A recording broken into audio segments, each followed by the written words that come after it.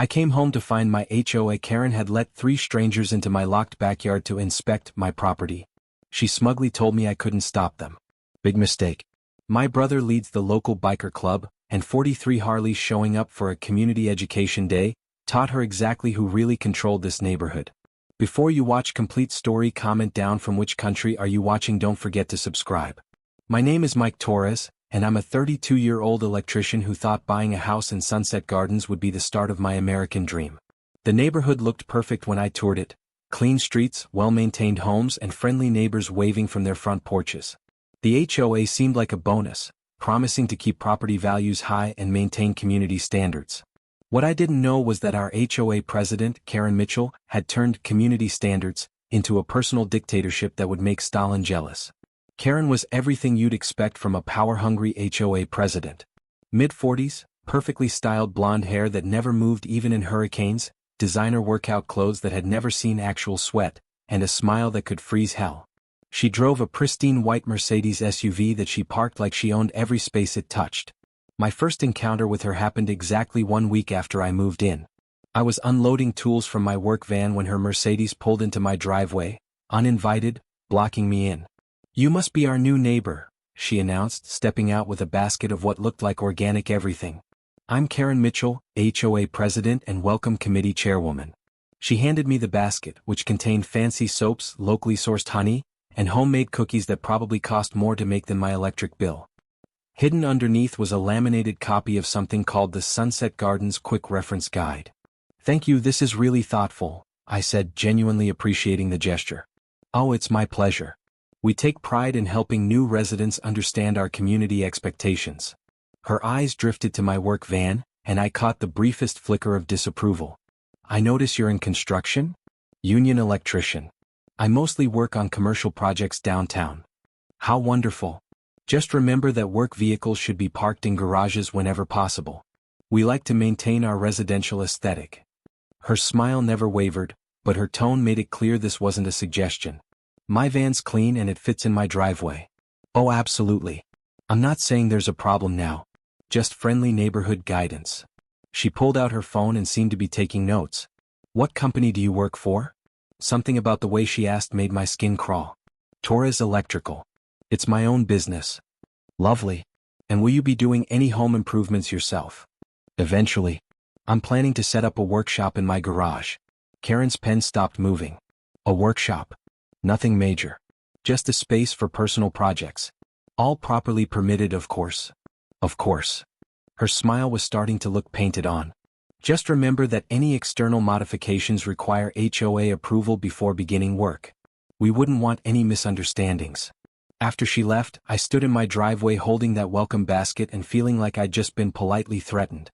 The cookies were delicious, but they left a bitter aftertaste that had nothing to do with the ingredients. That night, I actually read through the quick reference guide. 27 rules about everything from grass length, no longer than 2.5 inches, to holiday decorations, must be removed within 48 hours of holiday conclusion. At the bottom, in small print, was a note that made my blood run cold. Violation of community standards may result in fines ranging from $50 to $500 per day until compliance is achieved. I told myself I was overreacting. Karen seemed nice enough, if a little intense about neighborhood aesthetics. How bad could it really be? Famous last words. 3 weeks into my residency in Paradise, I received my first official correspondence from the Sunset Gardens HOA. The letter arrived via certified mail on a Tuesday morning, typed on official letterhead with my name spelled correctly and my address listed with military precision. "Dear Mr. Torres," it read, "it has come to the attention of the Homeowners Association that your property at 1247 Oak Ridge Drive is currently in violation of Community Standard 14.7, approved landscaping maintenance. Specifically, your front lawn grass height exceeds the maximum allowable length of 2.5 inches in multiple areas, particularly along the property's eastern border. Please rectify this violation within 72 hours or face a daily fine of $75 until compliance is achieved. Sincerely, Karen Mitchell, HOA President." I walked outside and stared at my lawn. It looked exactly like every other lawn on the street, green, healthy, and maybe a little shaggy after the recent rain. I grabbed a ruler from my toolbox and measured random sections. The longest blade I found was 2.7 inches. 0.2 of an inch over the limit. My next-door neighbor, Bill Patterson, was washing his car and noticed me crouched in my yard with a ruler. "Getting your first love letter from Queen Karen?" He called over with a sympathetic grin. "You've dealt with this too?" Bill walked over, drying his hands on a towel. He was maybe 60, retired from some corporate job, and had the look of a man who'd learned to pick his battles carefully. "Last month she cited me for having my newspaper delivered to the wrong side of my driveway. Apparently there's a designated newspaper placement zone I wasn't aware of." "You're kidding. I wish." "The delivery guy had been putting it on the left side of my driveway for 3 years. Turns out the official designation is right side, minimum 3 feet from the garage door, maximum 5 feet from the street." He shook his head. "Cost me $150 in fines before I figured out what she was talking about. This can't be legal." "Oh, it's legal. We all signed the covenants when we bought our houses. Karen's just thorough about enforcement." That afternoon, I mowed my lawn with the precision of a military drill sergeant. I measured, remeasured, and even borrowed Bill's leaf blower to make sure every blade was perfectly uniform. When I finished, my yard looked like a golf course. 2 days later, another certified letter arrived. "Dear Mr. Torres, while your lawn compliance has been noted and appreciated, it has come to our attention that your recent lawn maintenance resulted in grass clippings being dispersed onto the community sidewalk area. Community Standard 14.3 prohibits the deposit of organic yard waste on common areas, including sidewalks, curbs, and street gutters. Additionally, your lawn mower was observed being operated outside of designated yard maintenance hours, weekdays 9 a.m. to 6 p.m., weekends 10 a.m. to 5 p.m. Your maintenance occurred at approximately 8:47 a.m. on Thursday morning. Each violation carries a $50 fine. Total amount due, $100. Please remit payment within 30 days and ensure future compliance with all community standards. Sincerely, Karen Mitchell, HOA President." I read the letter 3 times, each reading making me angrier. She was fining me for mowing my lawn too early and for grass clippings that had blown onto the sidewalk despite my efforts to clean up afterward. Worse, she'd apparently been watching my house closely enough to time my lawn mowing to the minute. That evening, I knocked on Karen's door. She answered wearing a pink velour tracksuit and holding a glass of white wine, looking like she'd been expecting me. "Mike, how nice to see you. I hope you received my correspondence about the maintenance issues." "Karen, this is getting ridiculous. I'm trying to follow your rules, but you're fining me for things that are completely unreasonable. I understand your frustration, but rules are rules. If we make exceptions for one homeowner, the entire system breaks down." She took a sip of wine and smiled. "Perhaps you'd benefit from reviewing the complete covenant documentation rather than relying on the quick reference guide." I mowed my lawn 13 minutes early. 13 minutes. The designated hours exist for a reason, Mike. Some of your neighbors work night shifts. Others have small children who nap during the day. We have to consider everyone's needs. And grass clippings? They blow around. That's what grass does.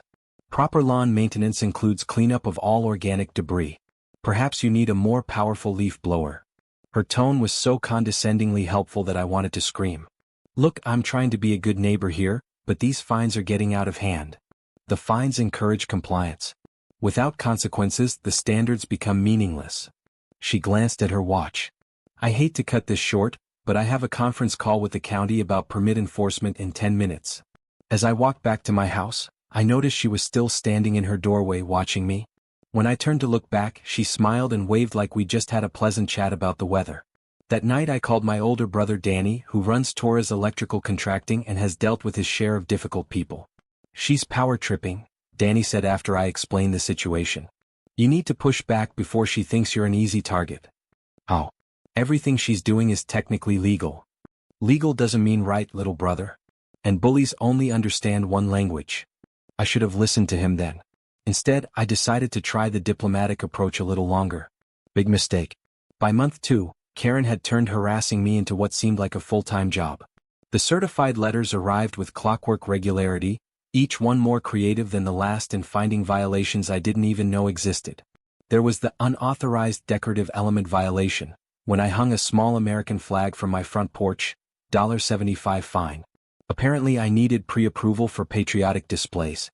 The improper waste container positioning citation, when my garbage can was allegedly 14 inches too far from the curb, $50 fine. I measured, it was exactly where the sanitation company had left it. My personal favorite was the unapproved vehicle display violation, when my work van had a small magnetic sign advertising my electrical services. $100 fine for commercial advertising in a residential zone. But Karen's masterpiece came when she decided my garage workshop plans were her business. I'd been setting up a small workshop area in my garage. Nothing fancy, just a workbench and some tool storage. Everything was inside my garage on my property and affected nobody. I wasn't running a business from home or violating any actual codes. That's when Karen called me. "Mr. Torres?" Her voice on the phone was sickeningly sweet. "I understand you're setting up some kind of workshop without HOA approval." "It's in my garage, Karen. I'm organizing my tools. Any modification to interior spaces that could affect property aesthetics requires Architectural Review Committee approval. It's inside my garage. No one can see it. That's not the point. Community standards must be maintained consistently. I'll need you to submit detailed plans for review." "Plans? For organizing my garage?" Section 23 of the Complete Covenants outlines the approval process. You did receive the complete covenants when you purchased your home, correct? I had received them, all 127 pages of dense legal text that I'd skimmed while focusing on what seemed important. Section 23, buried on page 89, outlined a Byzantine approval process that required detailed architectural drawings, material specifications, and color samples to be reviewed by a 5-person committee that met quarterly. "The next quarterly meeting is in 4 months, Karen continued cheerfully. "Karen, this is insane. It's a workbench in my garage. I'm sure you're very skilled, but community standards must be maintained. Unauthorized modifications could result in forced removal at the homeowner's expense, plus daily fines until the violation is corrected." The threat was clear. Even if I waited 4 months, she'd make sure my workshop was rejected. That's when my neighbor Bill knocked on my door with some unexpected intel. "Mike, you got a minute?" He looked around nervously before stepping inside. "I heard about your workshop situation. There's something you should know about Karen's Architectural Review Committee." "What about it?" "It's just her. She appointed herself as chairman and filled the other 4 positions with people who rubber stamp whatever she wants." Bill pulled out a folder he'd been carrying. "My wife Sandra does bookkeeping for the HOA, and she's been keeping track of some irregularities." He showed me meeting minutes from the past 2 years. Every single architectural review request had been approved or denied with identical language, same handwriting, same signature. Karen wasn't just chairing the committee, she was the committee. "Look at this." Bill flipped to another page. "Remember the Hendersons tried to add a deck last year? Denied for aesthetic concerns. The Johnsons wanted to replace their front door? Denied for color incompatibility. But look at this." He showed me an approval form for a decorative fence enhancement at Karen's own address. The enhancement was a 6-foot privacy fence around her entire backyard, constructed with materials and colors that didn't appear on any approved list I'd seen. She approved her own fence? Gets better. Sandra found receipts showing the HOA paid for half the construction cost as a community improvement project. Apparently Karen convinced the board that her privacy fence would enhance the neighborhood's aesthetic appeal. This was more than just petty rule enforcement. Karen was using her position to enrich herself while blocking everyone else's home improvements. "Bill, this has to be illegal." "Probably. But proving it and doing something about it are different things." Karen's got the board wrapped around her finger, and most homeowners are too scared to fight back after seeing what she does to people who cross her. "What do you mean?" Bill's expression darkened. "The Millers used to live 3 houses down. Nice couple, been here 8 years. Started questioning some of Karen's fines last spring. Within 2 months, she'd found violations for everything from their mailbox height to their flower garden spacing. Ended up costing them over $3,000 in fines and legal fees before they just gave up and moved." "She forced them out?" "Karen's got a system. Find violations, stack fines, make life miserable until people comply or leave. You're getting the full treatment because you're not backing down." That night I sat in my kitchen, staring at those forged committee minutes and feeling the full weight of what I was up against. Karen wasn't just a power-hungry neighbor, she was running a sophisticated harassment operation designed to control every aspect of our community. But she'd made one mistake. She'd picked a fight with someone who understood what happened when people tried to screw over working folks. I called Danny again. "She wants to play games?" My brother's voice was gravelly with anger after I explained everything. "Time to change the rules." "What do you mean?" "Remember my friend Carlos? The one who runs the Roadhogs Motorcycle Club? Yeah, what about him? Carlos has been dealing with bullies a lot longer than Karen has been making them. Time for some community education. The nuclear option came on a Tuesday morning that started like any other and ended with me seriously considering whether assault charges would be worth the satisfaction. I was getting ready for work when I heard voices in my backyard. Not unusual, kids sometimes cut through yards and delivery drivers occasionally used back gates for easier access. But these voices were adult, professional, and they were discussing measurements. I looked out my kitchen window and nearly choked on my coffee. 3 men in hard hats were standing in my backyard with surveying equipment, measuring tape and clipboards. They were examining my garage, taking photos and driving stakes into the ground. One of them had a ladder propped against my back fence and was taking pictures over into my neighbor's yard. And standing in the middle of it all, directing the operation like a general commanding troops, was Karen Mitchell. I was out the back door in 30 seconds, still in my pajama pants and work boots. "What the hell are you people doing in my yard?" Karen turned to me with that same condescending smile, completely unfazed by my obvious fury. "Good morning, Mike. We're conducting the mandatory site survey for your proposed workshop modification." Mandatory site survey? I never authorized any survey. Section 23.4 of the Covenants grants the Architectural Review Committee authority to conduct necessary site inspections for all construction proposals. She gestured to the 3 men who were continuing their work as if I wasn't even there. "This is standard procedure. Get off my property. Now." "I'm afraid that's not possible. The survey needs to be completed before your proposal can be reviewed. I never submitted a proposal to your fake committee." Karen's smile faltered for just a moment. "I'm not sure what you mean by fake, but the Architectural Review Committee is a duly constituted body operating under the authority of—" "Cut the crap, Karen. I know you're the only person on that committee. I know you've been forging approvals and denials. And I know you don't have authority to trespass on my property." The surveyors had stopped working and were watching our exchange with obvious discomfort. The guy with the ladder looked like he wanted to disappear. "Mr. Torres, I understand you're upset, but this hostility toward legitimate HOA processes is exactly why we need strong community standards. Get off my property." My voice carried enough rage to make all 3 surveyors take a step back. Karen, however, just pulled out her phone. "I'm documenting your threatening behavior toward HOA officials and contractors performing authorized duties. This will be included in our report to the county and possibly law enforcement." She was recording me. Karen was recording me losing my temper over her trespassing and trying to make it look like I was the problem. That's when I snapped. "You want to call the cops? Let's call the cops." I pulled out my own phone and dialed 911. "I'd like to report trespassers on my property who are refusing to leave." Karen's confidence wavered. "You can't be serious." "Dead serious. You want to play legal games? Let's see how your authorized duties hold up under actual legal scrutiny." The surveyors were already packing up their equipment. Whatever Karen was paying them, it wasn't enough to deal with police involvement and property disputes. "Ma'am," one of them called to Karen, "we're going to need to reschedule this. We don't have the proper documentation for a disputed property survey. You have the HOA authorization. That's not sufficient if the property owner is objecting. We need court orders or unanimous consent for this type of work."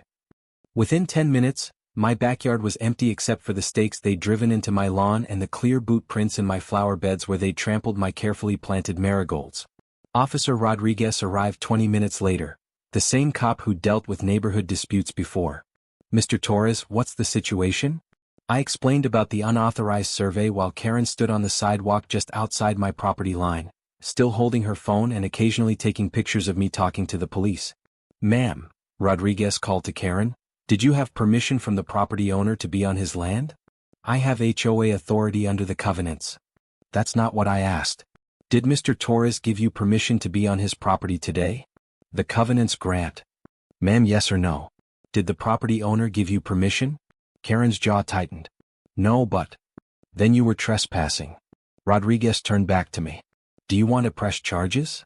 I should have said yes. Looking back, that was the moment I could have ended everything cleanly and legally. Instead, I made the mistake of trying to be reasonable. "Not this time. But if it happens again, absolutely." After Rodriguez left, Karen walked over to where I was examining the damage to my flower beds. "This isn't over, Mike. Your hostile attitude toward community standards has been noted and documented. The Architectural Review Committee will be taking your behavior into account when reviewing any future proposals." "What proposals?"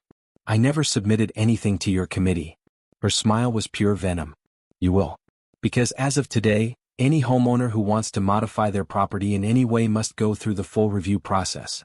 It's a new policy effective immediately. You can't just make up new rules.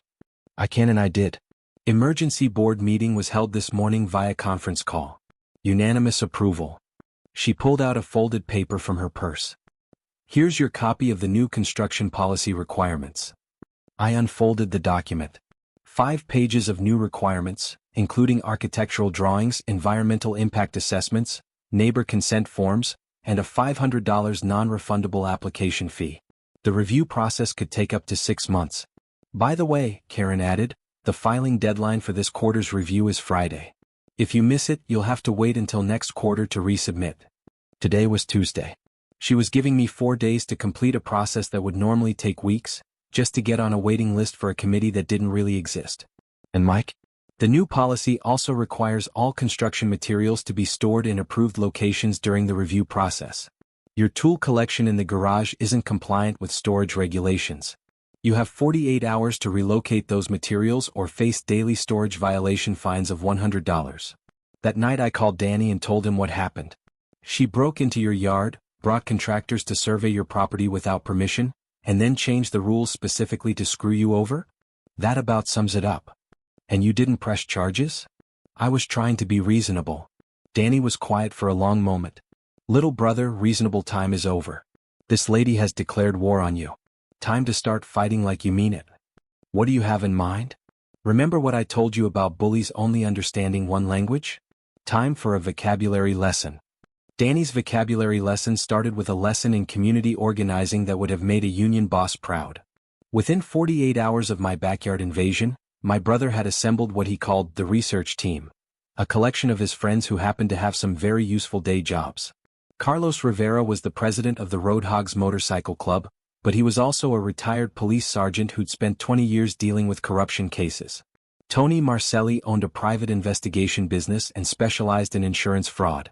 Big Mike Rodriguez, no relation to Officer Rodriguez, was a retired paralegal who'd spent 20 years helping construction unions fight corrupt contractors. And Danny Chin was a CPA who'd made his reputation auditing nonprofit organizations for financial irregularities. Your HOA president has been busy, Tony reported during our first strategy meeting in Danny's garage. Karen Mitchell has filed 127 complaints with the county in the past 18 months. Code violations, zoning disputes, permit challenges. This woman has weaponized bureaucracy. All against neighbors? Mostly. But here's what's interesting, she's also been very busy with her own property improvements. Tony spread out a collection of documents across Danny's workbench. Building permits, contractor licenses, financial records. Karen's been running quite the operation. Danny Chin leaned forward with a ledger book. I pulled the HOA financial records, they're public documents. In the past 2 years, the association has paid for community improvements totaling $47,000. Guess whose property benefited from most of those improvements? He showed me line items for Karen's privacy fence, $8,500, landscape enhancements around her house, $12,000, and something called security infrastructure upgrades, $15,000, that apparently paid for her elaborate camera system.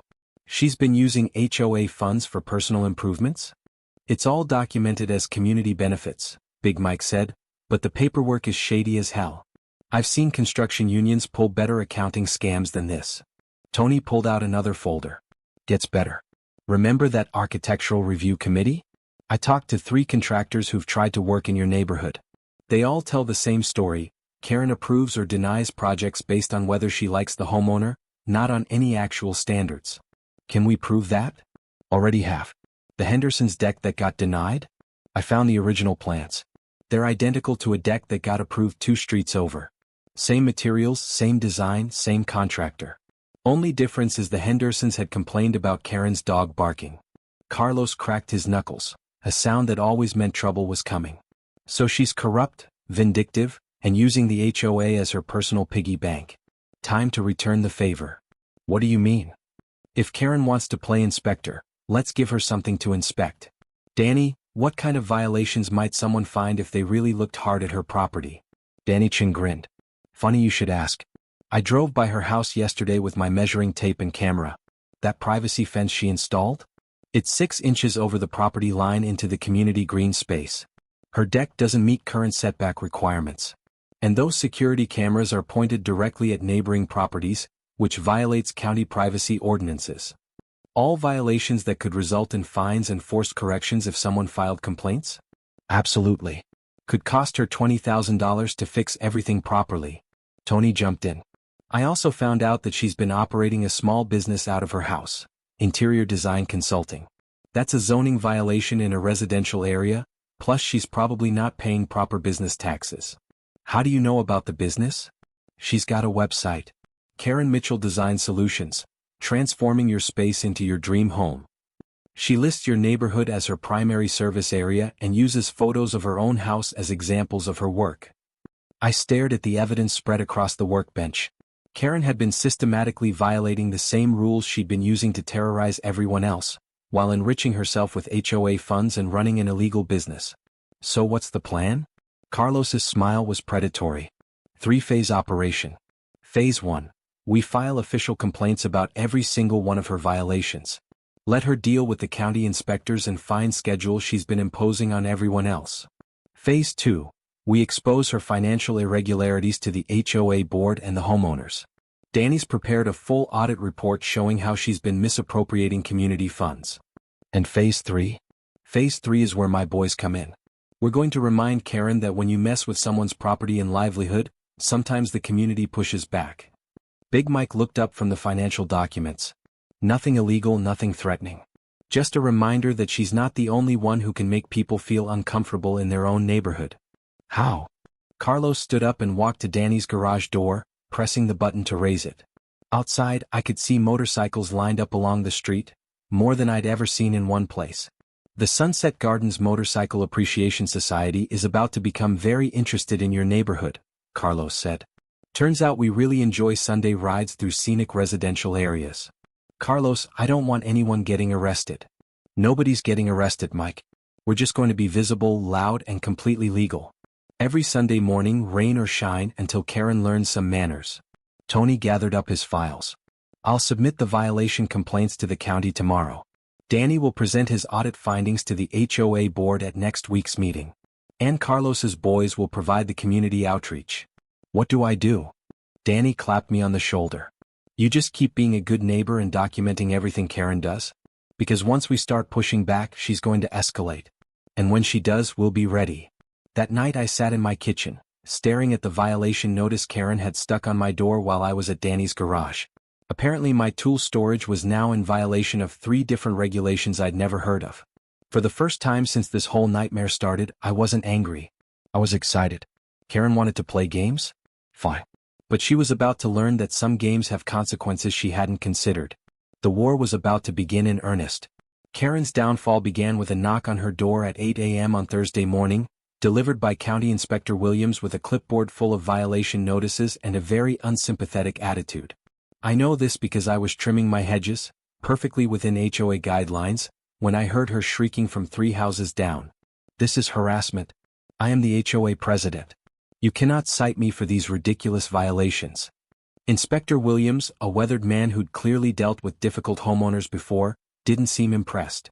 Ma'am, we received multiple complaints about code violations at this address. I'm required by law to investigate all reported violations. Who filed complaints? I demand to know who. That information is confidential. Now, regarding your fence placement. From my yard, I could see Karen frantically gesturing at her privacy fence while Williams measured distances with professional precision. Her voice carried clearly across the quiet morning air as she tried to explain why her fence was exactly where it needed to be for community aesthetic purposes. Williams wasn't buying it. Neither was the zoning inspector who arrived an hour later, or the business licensing officer who showed up that afternoon with questions about her unlicensed interior design business. By evening, Karen had received citations for fence encroachment on community property, $500 fine plus mandatory relocation, deck setback violations, $750 fine plus structural modifications required, privacy violations from improperly positioned security cameras, $300 fine plus camera repositioning, operating a business in a residential zone, $1,200 fine plus licensing requirements, or improper business signage, Her house number was apparently too decorative and constituted advertising $200 fine. But the real fireworks happened at Thursday night's emergency HOA board meeting. The meeting was supposed to address my ongoing compliance issues and hostile behavior toward community standards. Karen had called it specifically to discuss imposing additional restrictions on my workshop project and possibly pursuing legal action for my pattern of violations. She hadn't counted on Danny Chin showing up with a full audit report and 30 pages of financial irregularities. Before we discuss Mr. Torres's situation, Danny announced, standing up in the community center with his briefcase and professional demeanor, I think the board needs to review some concerns about HOA financial management. Karen tried to shut him down immediately. Mr. Chin, you're not on tonight's agenda. According to the HOA bylaws, any homeowner can present financial concerns to the board during the public comment period. I'm invoking that right. Danny opened his briefcase and began distributing copies of his audit report to the 5 board members and 12 homeowners who'd bothered to show up. Over the past 2 years, this HOA has spent $47,000 on community improvements that primarily benefited one property, the president's property. Karen's face went pale. Those were legitimate community enhancements. I have contractor receipts showing that the community fence project was actually a privacy fence installed exclusively around the president's backyard. The neighborhood security upgrade was a camera system that monitors the president's property and violates the privacy rights of neighboring homeowners. And the landscape beautification project involved plants and materials that were installed solely on the president's property. Board member Tom Mitchell, the same guy who'd had his deck proposal rejected, was flipping through the audit report with growing amazement. Karen, is this accurate? Did we really spend $8,000 on your personal fence? It's a community asset that enhances property values. It's around your backyard, said board member Helen Santos, a retired teacher who'd apparently found her backbone. How is that a community asset? Danny wasn't finished. There's also the matter of the Architectural Review Committee. According to my research, this committee hasn't held a legitimate meeting in over a year. All approvals and denials have been issued by the president acting alone, often in direct conflict with established community standards. He pulled out the forged committee minutes that Bill had shown me earlier. These documents show identical handwriting and signatures for all 5 committee members across dozens of decisions. Unless the committee has achieved unprecedented unanimity, these documents have been falsified. The room was dead silent except for the sound of pages turning as people absorbed the extent of Karen's corruption. Furthermore, Danny continued, the president has been operating an unlicensed business from her residence while using her HOA position to restrict other homeowners' legitimate activities. This represents a clear conflict of interest and potential legal liability for the association. Karen finally found her voice. This is a witch hunt, orchestrated by Mr. Torres because he doesn't want to follow community standards. Actually, interrupted Mrs. Henderson, an elderly woman who'd been quiet until now, I think we need to address something else, Karen. You told me my garden gnomes violated community standards and fined me $200. But according to this report, you approved identical decorative elements for your own property without any review process. And what about my deck? Tom Mitchell's voice was rising. You denied my deck proposal last year, but your own deck violates the same setback requirements you cited for rejecting mine.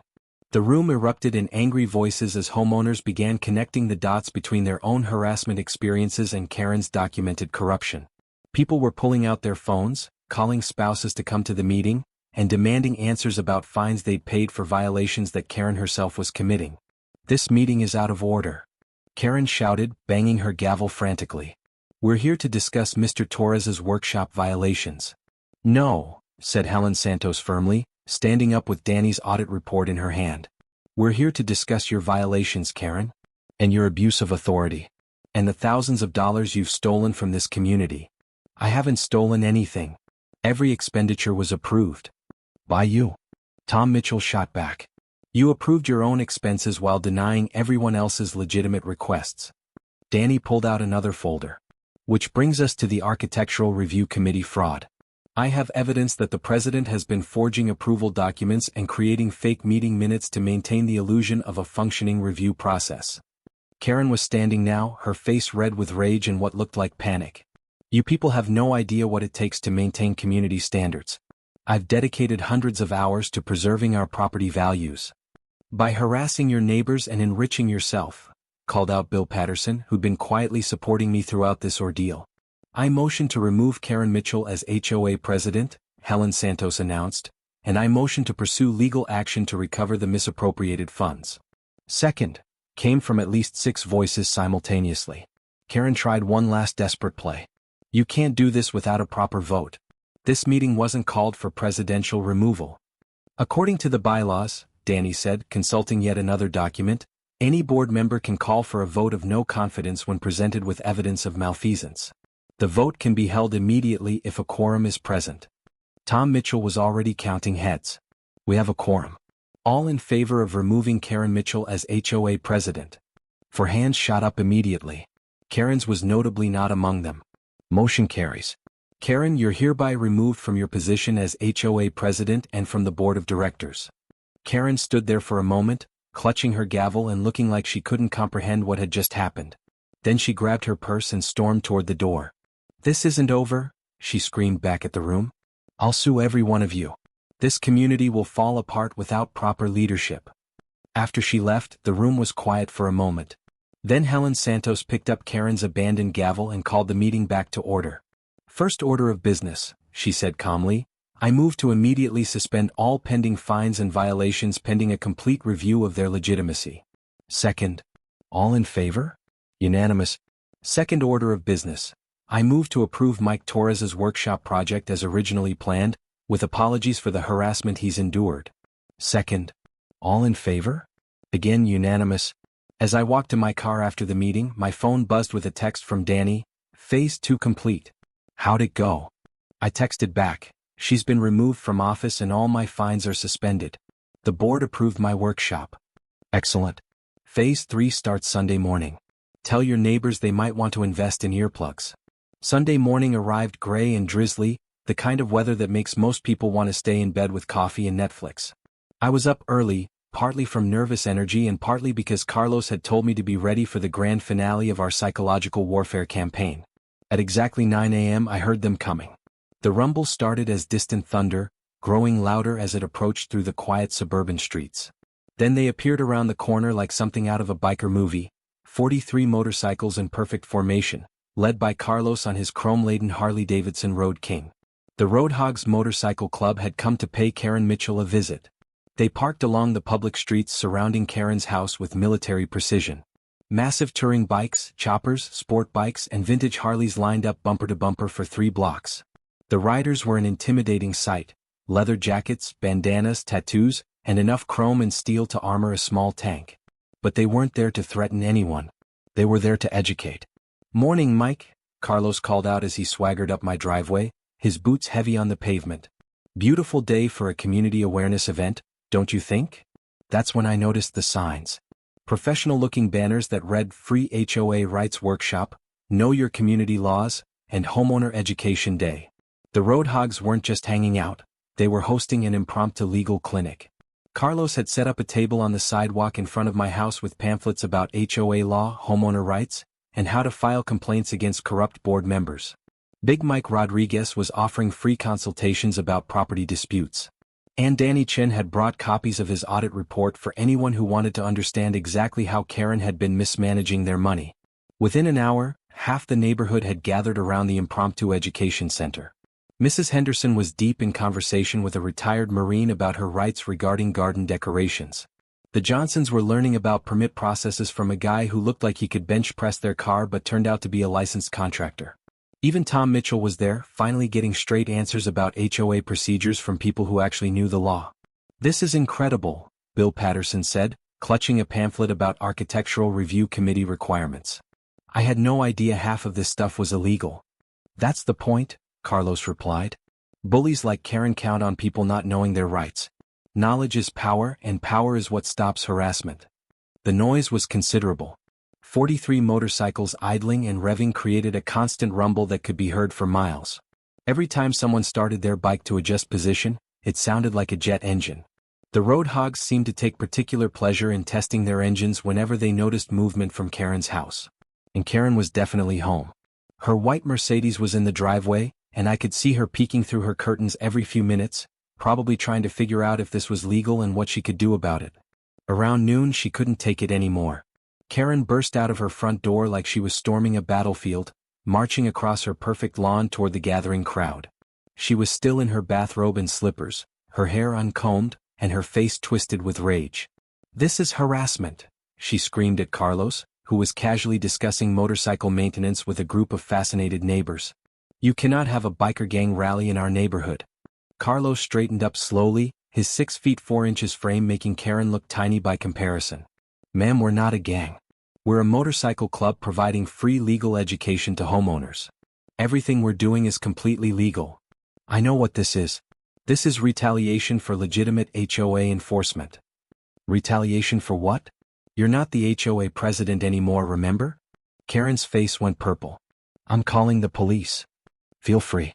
Officer Rodriguez already stopped by to make sure we weren't blocking traffic or violating any ordinances. Turns out we're not. As if summoned by his name, Officer Rodriguez's patrol car turned the corner and slowly cruised past the motorcycle gathering. He waved at Carlos, who waved back politely. "You see," Carlos continued conversationally, "when you spend years harassing people and making their lives miserable, sometimes the community decides to return the favor. Nothing illegal, nothing threatening. Just a reminder that actions have consequences. This is intimidation." "No, ma'am, this is education. But if you'd like to learn about intimidation, I could tell you some stories about letting strangers into people's backyards without permission. Or maybe about threatening people's livelihoods over 2/10 of an inch of grass height." Karen looked around at the crowd of neighbors who were watching this exchange with obvious satisfaction. These were people she'd fined, harassed, and bullied for years, and they were clearly enjoying seeing her finally get a taste of her own medicine. "You people have no idea what you've done," she snarled. "This neighborhood will fall apart without proper standards." "You mean without your standards," corrected Mrs. Henderson, who'd apparently found her voice along with her spine. "We'll be just fine managing our own properties without your harassment, thank you very much. And without your embezzlement," added Tom Mitchell. "The new board will be reviewing every expenditure you approved." Karen's confidence finally cracked completely. For the first time since I'd met her, she looked small, defeated, and genuinely afraid. "This isn't over," she whispered, but there was no conviction in her voice. "Actually," Carlos said quietly, "it is over.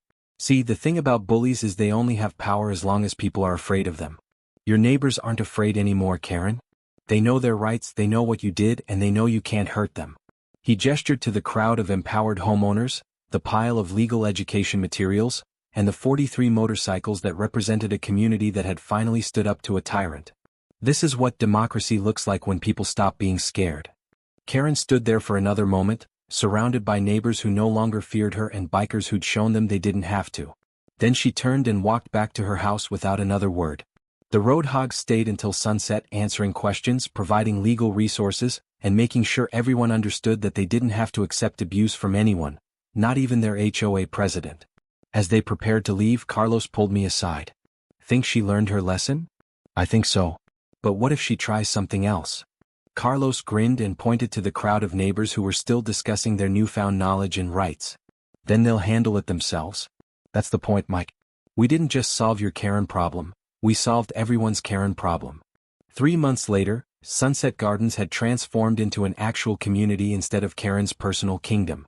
The new HOA board, led by Helen Santos with Tom Mitchell as treasurer, had immediately reversed every bogus fine Karen had imposed and returned over $30,000 in improperly collected penalties to homeowners. They'd also voted to pursue criminal charges against Karen for embezzlement and fraud, with Danny Chen's audit serving as evidence. My workshop was completed in record time, built exactly to my specifications without a single interference from anyone. The county inspector who did the final approval told me it was one of the finest home workshops he'd seen, and several neighbors had already asked me to help with their own projects. Karen's house sat empty with a for sale sign that had been there for 2 months. According to the neighborhood gossip network, which was much more fun now that it wasn't being weaponized, she'd moved in with her sister in another state while her lawyer tried to negotiate a settlement for the criminal charges. The county had required her to fix all her violations before listing the house, which had cost her nearly $25,000. The best part? Her privacy fence, the one the HOA had illegally paid for, had to be torn down and rebuilt 6 inches inward to comply with property line requirements. The work took 3 weeks and required heavy machinery that left deep ruts in her perfect lawn. Karma is a beautiful thing, Danny observed as we sat on my back porch, admiring my completed workshop and listening to the peaceful sounds of a neighborhood where people weren't afraid of their own HOA.